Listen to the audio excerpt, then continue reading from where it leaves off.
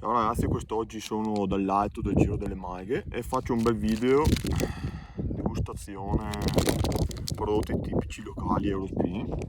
E adesso andiamo a scartare questa protein bar extra 50%, senza glutine,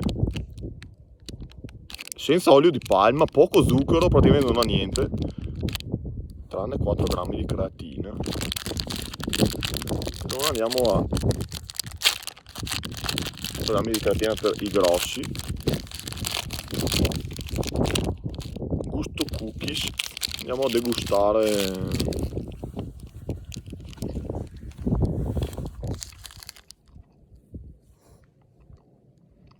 non male. Infatti capisco il mio amico qua a fianco Michael che voleva un assaggio, un morso. No, grazie. Teniamo le norme anti-covid. Assaggio con vista oggi. Grazie, buono, sembra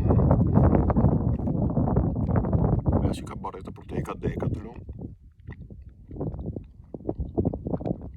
Niente male. Ragazzi, ho appena finito di degustare la protein bar. Ripeto, il gusto non è,